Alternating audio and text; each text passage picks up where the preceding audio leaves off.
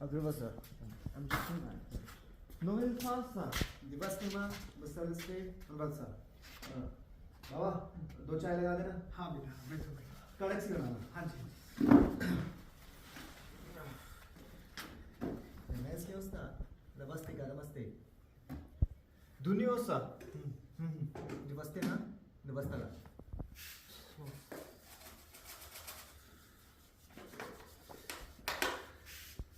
बेटा कुछ खाओगे? नहीं बाबा बस चाय बाबा ऊपर बर्फ पड़ी होगी क्या अभी? हाँ बेटा बारिश हुई थी बर्फ पड़ी।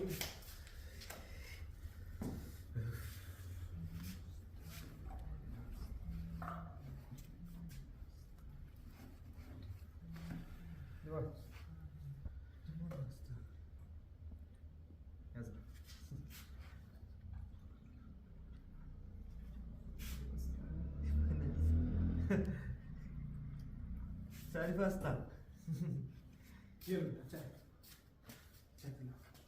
अरे बहुत बहुत शुक्रिया बाबा बहुत बहुत शुक्रिया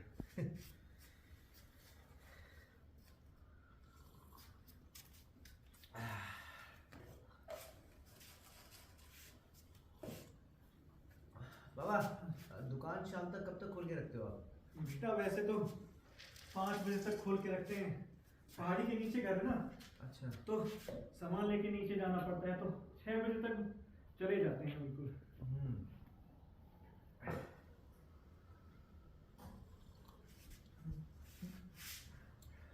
व्यवस्था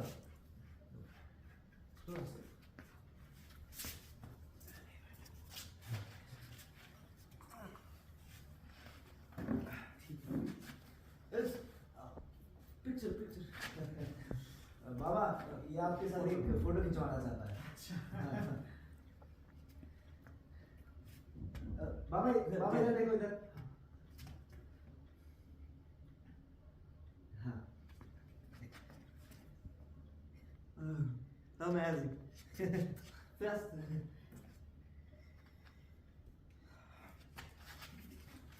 देखिए चाय बहुत अच्छा होती है बाबा आपके पैसे। अरे बेटा पर पैसे तो मैंने ले लिए थे ना।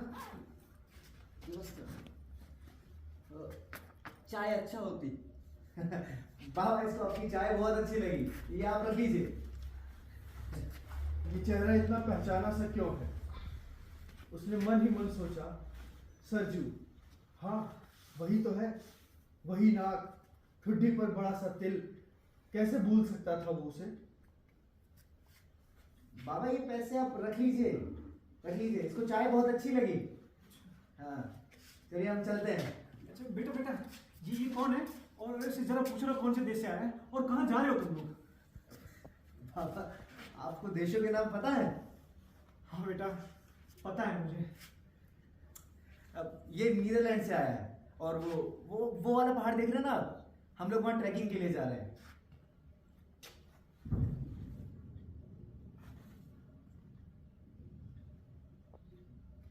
बाबा क्या हुआ आपकी आंखों में आंसू?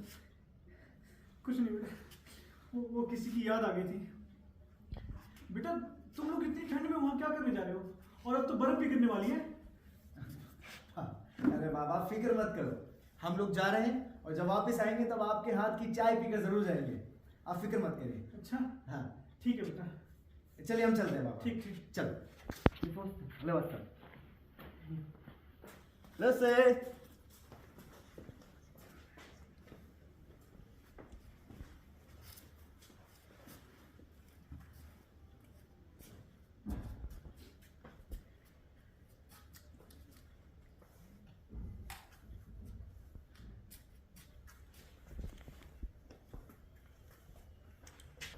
जाड़े की रात हाड़ कपकपाती सर्दी लेकिन इस सर्दी के बावजूद अंगीठी में जलाए गर्म कोयले और उपलों की गर्मी में भागीरथी गहरी नींद सो रही थी। साथ ही उसके नथनों के फड़कने से हल्के हल्के खर्राटों की आवाज भी गुप्त वातावरण को गुंजायमान कर रही। लेकिन रामभक्त की आंखों में नींद न थी। नींद न आने का कारण ना तो जाड़ा था और ना ही भागीरथी के खर्राटे। इन सब की तो उसे आदत पड़ चुकी थी। उसकी आंखों के आगे तो एक चेहरा बारंबार घूम रहा था।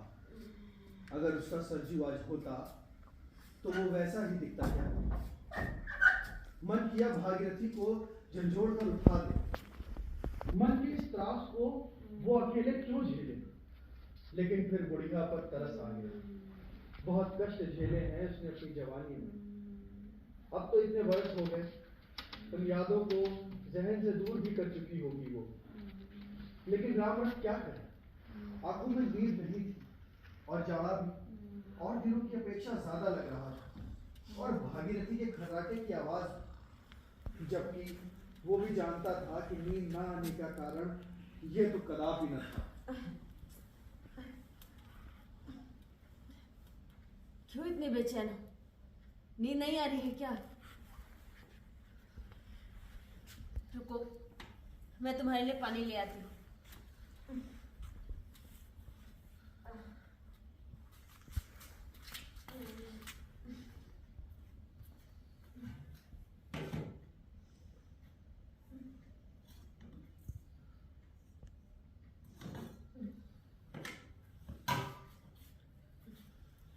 लो, पानी पियो। पानी पियो और सो जाओ।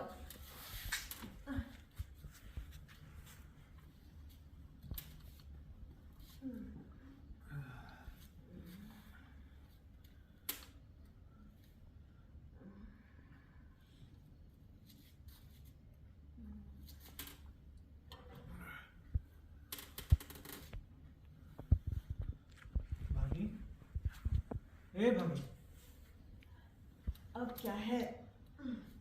मैंने आज सरजू को देखा है। क्या?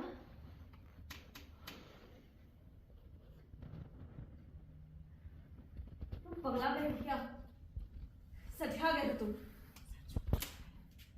सरजू, इस नाम ने भागीरथी को इस समय न जाने कितनी खुशियां दी थी और कुछ ही वर्षों बाद न जाने कितने गम। विवाह के 10-12 वर्ष बाद तक भी जब भागीरथी को कोई संतान नहीं हुई तो वह संतान होने की आस ही छोड़ बैठे थे। गांव और आसपास के वैद्यों से इलाज कराया, पूजा पाठ करवाया, जिसने जो कहा वही उपाय किया, लेकिन कोई फायदा ना हो। इतना पैसा तो उनके पास था नहीं कि शहर जाकर किसी डॉक्टर से इलाज करा पाते।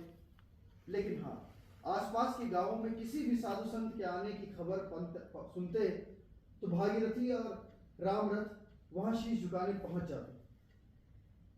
अब जब विवाह को 15 बरस से ऊपर हो चुका था और वो संतान की आस ही छोड़ बैठे थे, तब चमत्कार हुआ।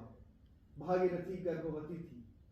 इस उम्र में नवजीव के आगमन की सूचना ना उनमें नई जिंदगी की संचार कर दिया था। रामरथ तो जैसे पागल हो गया था।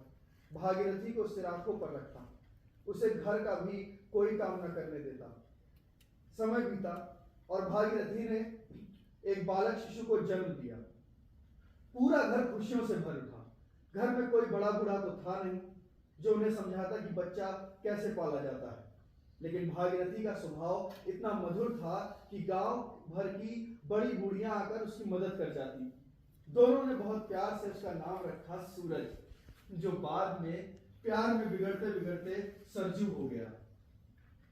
सरजू, तुझे याद है जब वो 3 साल का था, कैसे तेरे पीछे पीछे लगा रहता था हमेशा। तू जहां जाती वहां जाता। एक दिन जब तू घर का सारा काम निपटा के धारा पर पानी भरने गई थी, तब भी वो तेरे पीछे पीछे गया था। लेकिन उस दिन हर रोज की तरह वापस नहीं आया वो। और भागीरथी, तूने भी ध्यान नहीं दिया। मान मत मान, इसमें तेरी भी गलती है। कहां कहां नहीं ढूंढा हमने उसे, घर घर गांव गांव, प्रधान और पुलिस प्रशासन की भी सहायता ली, यहां तक कि हमें बंबई भी जाना पड़ा। और क्या पता चला कि किसी ने कुछ 1000 रुपए के लिए उसे विदेश में बेच दिया है, जैसे कोई वस्तु। तुम पगला गए हो। सठिया तो नहीं गए हो ना तुम? अरे नहीं नहीं भागीरथी, मैं नहीं सठियाया हूँ, ये सरजू ही था। सरजू यहाँ कहाँ से आएगा? मुझे नहीं पता कहाँ से आएगा। तू जरा सोच, 20 साल बाद का सरजू हमारा कैसा दिखता होगा। ये लड़का बिल्कुल वैसा ही था, वही नाक, वही तुड्डी पे बड़ा तिल। अगर तुम सच कह रहे हो,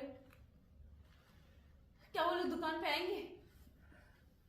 कह तो रहे थे, कह के गए हैं कि बाबा आपके हाथ की चाय बहुत अच्छी लगी है, हम दोबारा पीने जरूर आएंगे। तब तो मैं भी तुम्हारे साथ दुकान चलूंगी।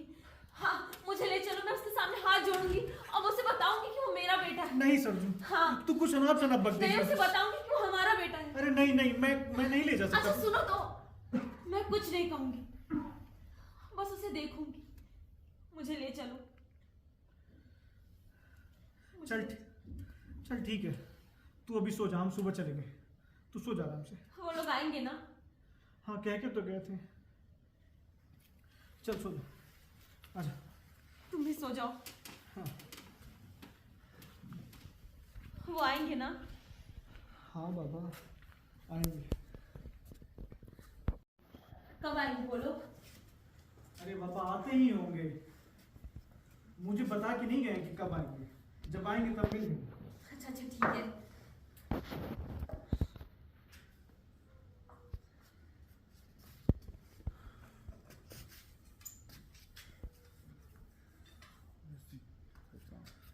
आएंगे ना?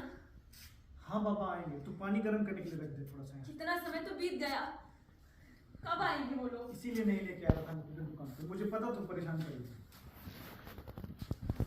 It's overall 5 to 6 kilometer tracks. बाबा दो चाय लगा दो। हाँ हाँ बैठो बैठो, मैं लगाता हूँ। हमने कहा था ना हम आएंगे। हाँ आ गए हो।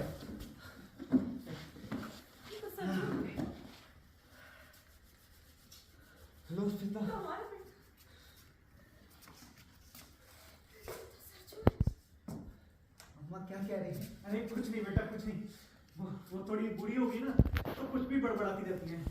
मैं चाय लेकर आता हूँ, कुछ खाने के लिए लोगे आप लोग? नहीं बाबा। सच में? अम्मा आप ठीक तो हो ना? बेटा जरा इससे पूछो ना कि कौन देश से आया है, इसके माँ बाप क्या करते हैं? ये नीदरलैंड से आया है और इसके पापा यहाँ पर नीदरलैंड में व्यापारी हैं और भारत में आते रहते हैं। ये भी उन्हीं के साथ में आता है, लेकिन हाँ इस जगह पर पहली बार आया है।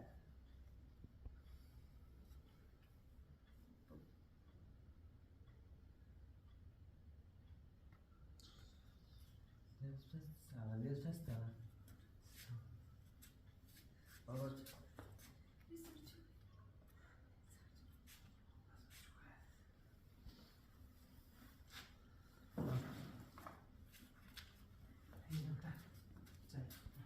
शुक्रिया बाबा।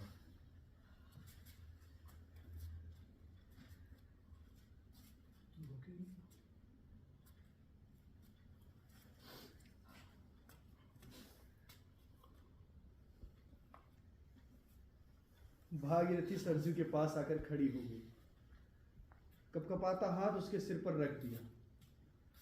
आंखों से एक बार फिर आंसू वो निकले। आंखें धुंधलाई तो उन्हें पोंछ लिया ताकि अपने सरजू को ढंग से देख सके। साथ आए उसके साथी परेशान थे, क्यों कर रही है ये ऐसा व्यवहार? बेटा यहाँ आते हैं ना? Yes, of course.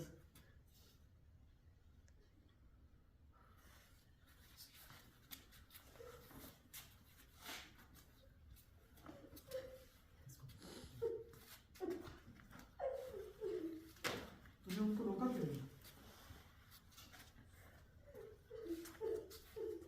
Yes.